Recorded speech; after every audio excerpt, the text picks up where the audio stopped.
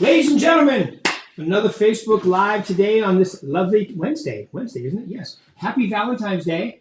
We are very fortunate today from the North Scottsdale office, real estate extraordinaire, with Kim Nathanson. Welcome to the show. All right, Kim, you got to show them what you're wearing first before we get started here. Set the tone. Okay, so I'm wearing obviously my pink for the day, but here's my shirt. I love it. I love it. Awesome. She's all about the sale, folks. Yeah. All right, well, start. Tell us a little about yourself. I know you have a subject you want to talk about, but tell them a little about yourself first, please. Okay, so I was a teacher was my first career. I did that back in the Midwest. I'm originally from Illinois, and then got into law when I came out here to Arizona. And then decided in 2013 when my youngest graduated high school, I always wanted to get into real estate, but with active kids and sports and things, it was very difficult for me to get into it. So the minute he graduated law school, or he graduated high school, I went and got my real estate license. That was 2013, so 10 years ago, a little over 10 years ago. I've been doing it, and I absolutely love what I do. You are absolutely wonderful at it. And you sweat, but he did eventually go to law school, so you're right. He did go to law school. He is a lawyer now. Yes, he is. And graduated, which is always Yes. important when you go to law school to graduate. Yes. Relatively important. All right, cool. So you've been doing this for 10 years, and I would say the last 5 or 6 is when you really amped it up, right? It is. So when I started, I kind of just dabbled. I started as a transaction coordinator for somebody that I knew, and quickly learned what not to do because they made a lot of mistakes. So it was a good learning experience. Then I got a coach. I went into the Mike Ferry program, got a coach, and that's when I really started ramping up my business and getting serious. And ever since I had a coach, then each year my business kept growing and growing. Last year was, a lot of people say that last year might have been their worst year. It wasn't my worst year, but it wasn't my best year. I didn't do as well as I wanted to, but I still made, president's circle. So it's not too bad. But yeah, so wasn't where I wanted to end up, but this year has started out unbelievable, very busy, and hoping to excel and do better this year than I did last year. I love it, and you will, because you are, you're prospecting, you're doing all the stuff you're supposed to be doing, which is what's important. And I know that one of your things is communication, right? You want Yes. to really, so tell them a little about that. Well, I'm really big on communication. I talk to my clients almost on a daily basis. I follow up with them on a weekly basis, whether they're doing, whether it's we had open houses or what's the stats on their home, things like that. Texting is big with me. I text a lot with my clients. Sometimes it might seem a little impersonal, but a lot of times it's easiest way of getting hold of somebody, and you can constantly get a hold of anybody texting. Picking up the phone, I always pick up the phone and call, do some Popeyes, things like that. So I'm big on communication. You are. As a matter of fact, you take it from communication right to real relationships. So, let's talk about a great topic today since it is Valentine's Day. I wanted to set the stage for you. That's all. Did you set it? You did it. It's called, we have relationships, but let's talk about real relationships. I love it. You like it?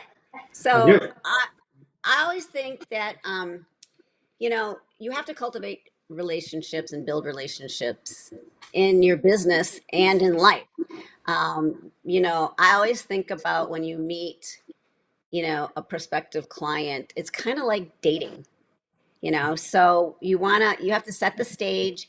So if you look at real estate like dating, when you first meet somebody or you first meet a potential client, you're not going to propose right away, right? Like if if we just met each other for the very first time, some people do, I guess, propose right away. They love at first sight, but typically that's not how it happens. You have to work on the relationship, build the relationship, and then eventually get to the proposal. And I think it's the same way when you meet a prospective client for the very first time. So, it's like when you're on online dating and you find a match. So you see them, the first thing that you are to them, you're attracted, you're aware of them. And so it's just, it's just like in real estate, somebody becomes aware of you, whether that's through social media, whether it's through your branding, whether it's through they see, a sign in front of a house, whether they see a post on social media, an email, or a flyer that comes through their mailbox. So it's becoming aware of them, and that's how it is, kind of like on a dating website. You see a profile and you become aware of somebody. So that's the first step. And so when you meet them, you're not just going to jump in right away and say, "Hey, let me sell your house," or "Buy a house for me right away." It's just like with dating. You're not just going to propose, right away. So you You have to chase them get to away. know somebody. You chase them away. Yeah, right. You would chase them. You You scare may them.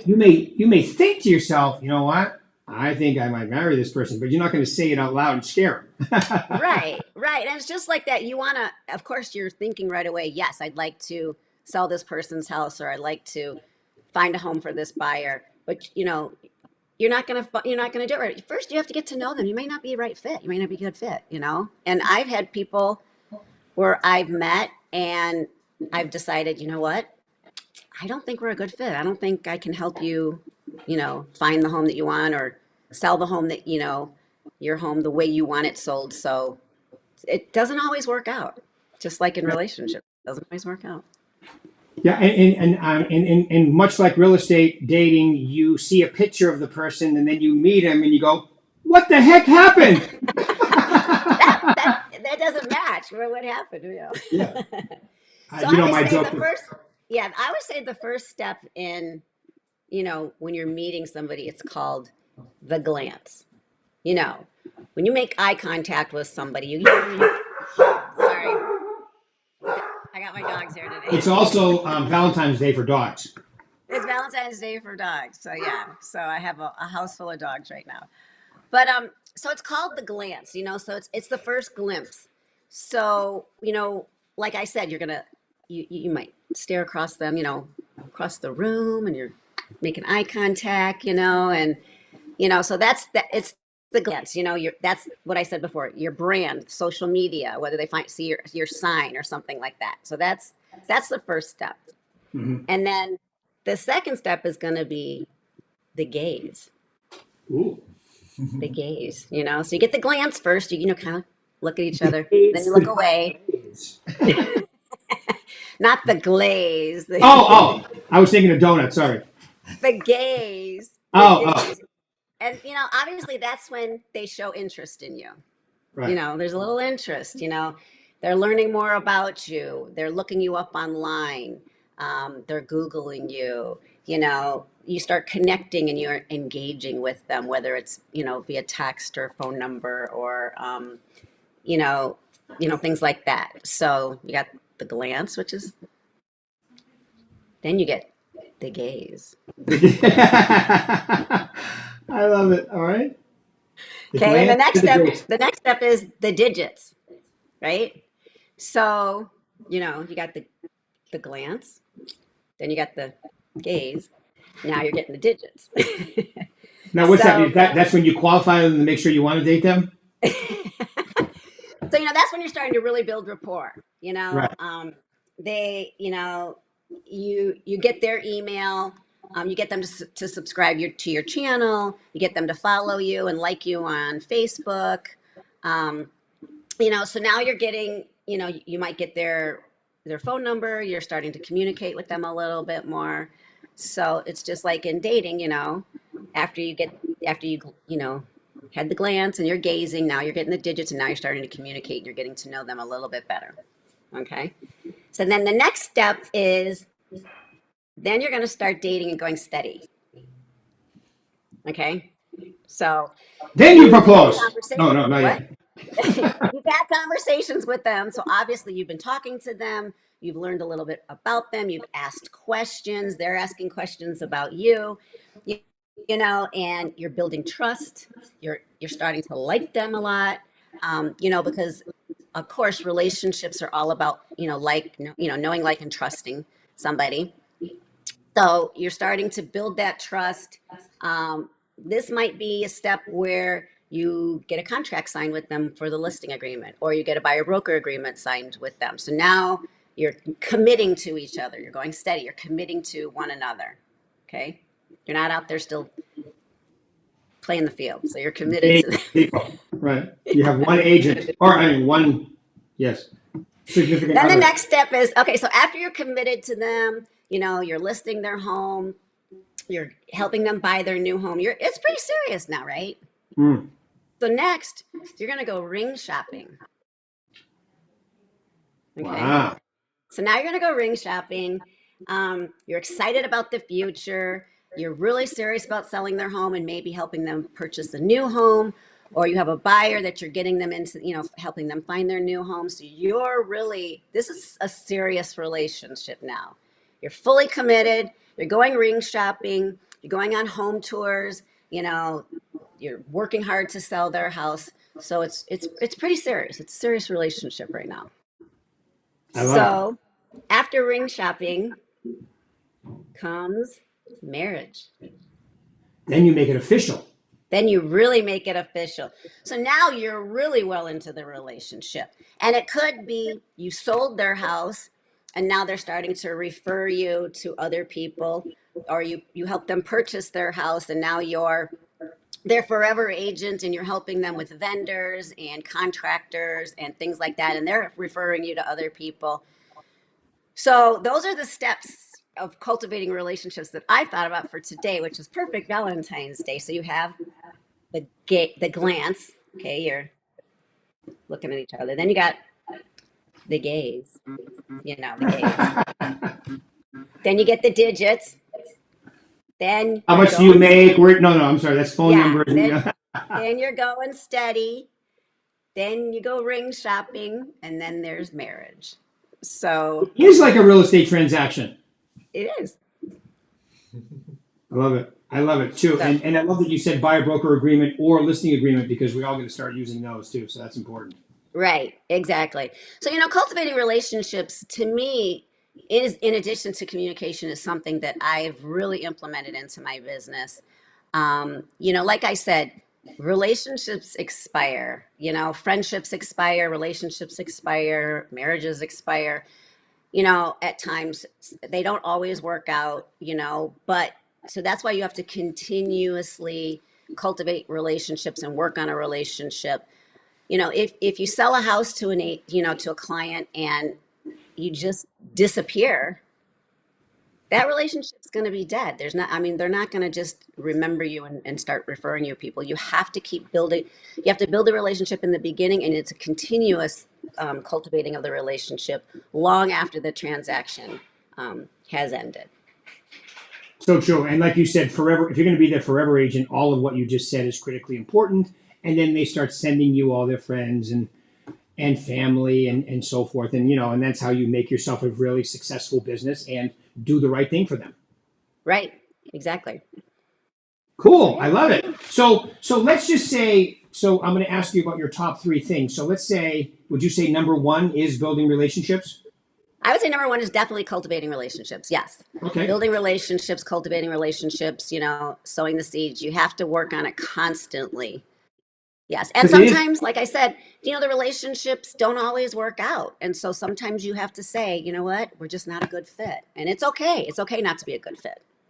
Right. Sometimes that happens even after you're married. Sometimes you just have to say it's not a good fit. This is true. This is true. Absolutely. Same with clients and customers too. Even when you have them under contract, I've let people out when because, especially buyers, because they signed an agreement, and then if they just feel like they want something different, it's okay, but you let them move on to somebody else, which is perfectly fine. It's rare, but it does happen.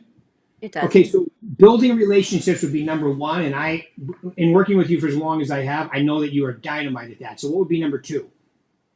I would definitely say communication. Okay. And that rolls into, building the relationship and cultivating the relationship. If you lack communication, your relationship isn't going to continue. Even communication skills, like learning how to communicate properly, I think is important. Exactly. And I am big on asking questions. Again, it goes back to kind of like dating when you meet somebody for the first time. If you sat there and you talked about yourself the whole entire time and you didn't ask the other person questions, that relationship is not going to move forward, you Right. know? So asking a lot of questions. And so I do that on most of my, almost all of my listing appointments. I ask questions. I don't go in and start talking about myself right away, and then you find out pretty quickly where you stand in line of the situation in the listing, um, or the marketing presentation, just by asking questions and hearing the answers that the potential client has for you. I agree. I agree, and I think and I say this because I'm a male, so I think I can say this and get away with it. I think women are naturally better at that, especially moms, at asking questions, being empathetic towards what they're looking for, and so forth. I think men have to work at that a little harder. I think it's just a natural thing. It's true, right? I agree. I agree. Yeah, because you can get very far in the relationship by just asking a lot of questions. Right. And you can weed out a lot of potentially not attractive clients, by asking the questions too, because you can find out too that way if you're a good fit or not. And doing it properly. There's a fine line between interrogation and just asking questions to seek information to be able to help them. Absolutely. And then you turn at the tables and you say, what are you looking for in a real estate agent, or what questions do you have about me? And if they don't have a lot of questions, that's when you can start going into, well, let me tell you a little bit about what I do and how I do things, and then you can start talking about yourself. There you go. Perfect. Okay, cool. So, and what would number 3 be then? Number 3 would be, I would say, just stay focused and be continuous with the things that you do. You can't become complacent. If you get a couple good deals under your belt, once you become complacent, then I think you fall back. So stay focused, be consistent, and continuously move forward. Much like a relationship, you become complacent in a relationship, taken for granted, or him, things don't Much go. like a relationship. I wanted you to say that. So, a real relationship. All right, good. Yeah. Yes. All right, awesome. So, anything else you want to tell these lovely people today? No, I just said, you know what, if you're in real estate, you're just starting out at real estate, you're thinking about getting into real estate, or you've been in it for a long time, I think sometimes you just have to, don't take it too seriously, have fun, um, smile. It's hard sometimes in this business to, to, you get in situations, and sometimes things can get frustrated, things can go sideways, things can go backwards. You have a great deal, it falls apart in the inspection period, and you just want to bang your head up against the wall sometimes. But you know what? Just have fun and enjoy the ride. Yeah, and that's such a great point. You have to, since we're talking about Valentine's Day, love your business. You really do, and you have to like make it a journey to stay positive. Paul and I were just talking about that before we started. With the world of negativity, especially if you Yeah. actually turn that toxic crap on. Oh yeah, they call it the news. If you turn that toxic crap on and listen to it, your brain's being flooded with garbage, and that'll affect your blood pressure, your heart rate, your being sick or not or healthy, right? So you have to go on a journey of reading and listening to and so Absolutely. forth, right? Because I know you do Yes. that. Well, and you know what, too? Don't get sucked into the social media hole. Like, you Right. could get lost seriously on your phone scrolling through Instagram, Facebook, and all that. And don't compare yourself to what other agents are doing, because you could seriously, like, people don't know what I'm doing. I sometimes don't post a lot, so people think, oh, Kim's not doing any business. They don't necessarily know what I'm doing. So don't compare yourself to other agents. You're an individual. You're your own unique person. Take your unique skills and roll with it. One of my things that sets me out differently from other agents is, I'm a luxury marketer and a home stager. So you can tell when I have a home, what I do for my homes and what I do for my clients in the staging of, each home has a story and has a lifestyle. So I set the stage to sell the lifestyle that the home represents. So if the home has a pool, if it has a media room, and if it has something unique, focus on those things and I pick those things out, and that's how I set the stage to sell the home. Heck, you sold the highest sale in Wickenburg. I did. In history, ladies and gentlemen. I don't know about that. I don't know. It was an interesting house for sure. For sure. Yeah. That's a good story. That's a good story. Yeah. So I just want to say thank you very much for taking your time out today. This was awesome, especially on this Valentine's Day. All right. We really appreciate you taking your time out today, Kim. Keep it rocking. Everybody else, we'll do this again next week. Thank you for your time. Thank you, everyone.